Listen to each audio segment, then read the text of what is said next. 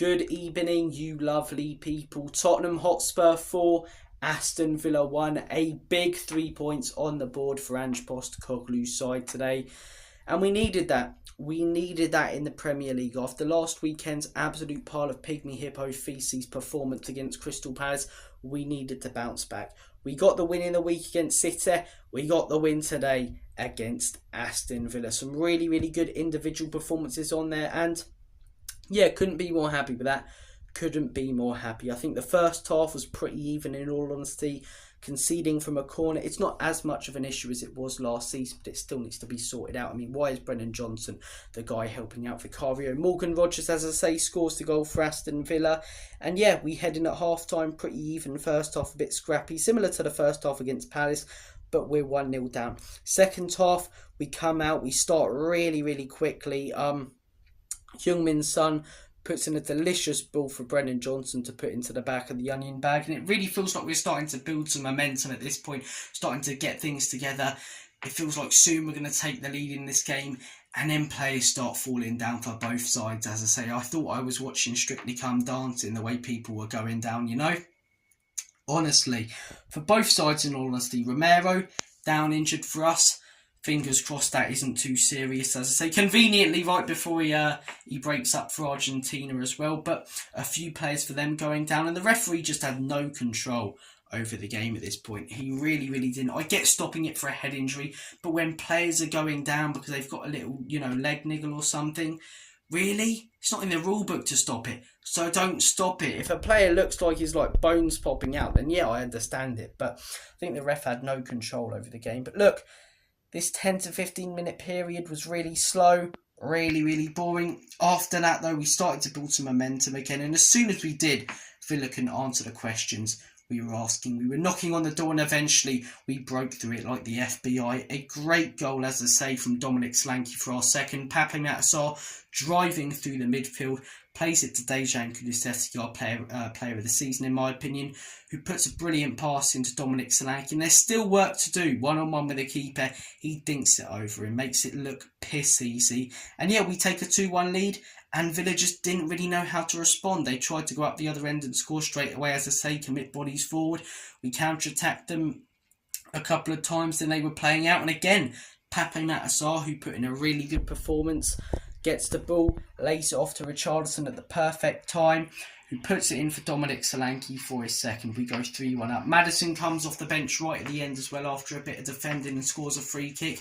And it's just a great day. Really, really great day. Dominic Solanke, I thought he was brilliant today. I really, really do. This is a guy who I've stuck by and backed since we signed him. A lot of people, when we signed him, 65 million for a Bournemouth striker who's had one good game, but I thought he would work in Ange's system. And watching Bournemouth a lot last season, as I say, he's not just the type of guy who will be in there to score goals. He'll press well. He'll get involved. He, links up well. His hold-up play is good.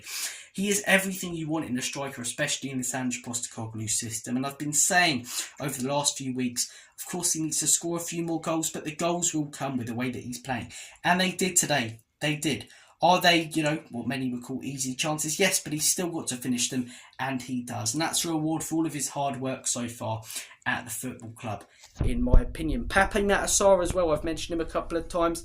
Really, really good today. Really good. Winning the ball in transition, playing it out to the wingers, as I say, to Johnson and to Richarlison in that second half. I was really impressed with what we saw from Sarr today. Won't be given, the same credit as Maddison for that beautiful free kick and the likes of Solanke and Kulusevski even, but he deserves it. I thought he was really, really impressive. Really, really impressive.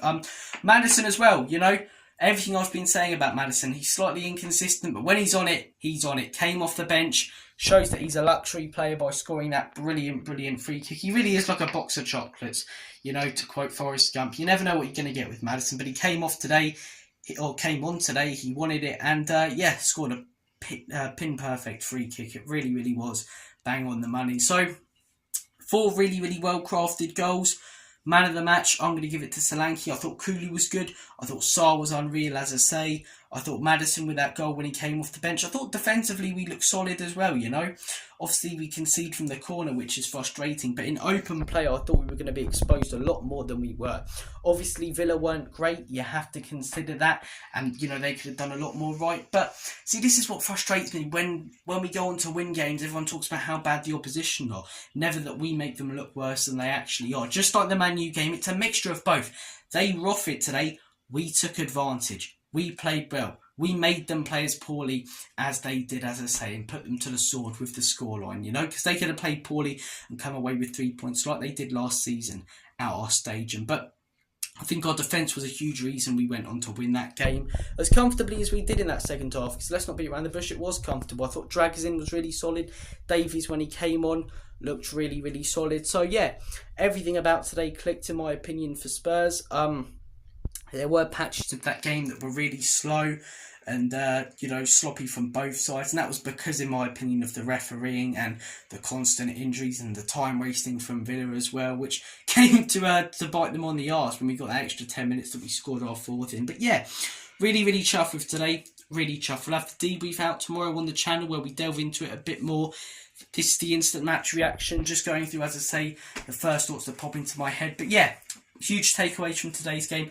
Number 1, Dominic Solanke, phenomenal. Number 2, Pape Matar, incredible, exquisite. A delectable medley of footballing splendour, in the words of Roy Jennings. 3, I'm not going to have any Spurs fans saying it was all Villa being poor.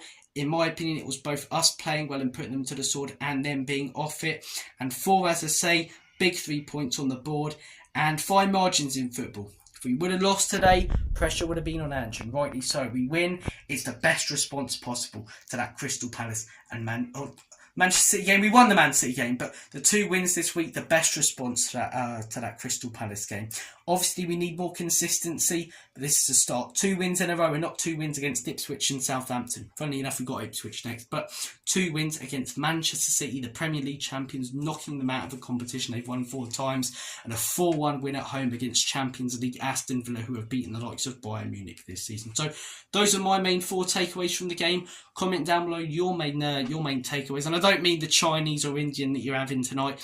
I mean from today's game. But guys, I'm going to make like a banana and split, head off and watch Chelsea hopefully lose to Manchester United. I mean, whatever result happens there is fairly good for us. Man United lose, they kept off us a little bit, and the table reflects how badly they've been this season.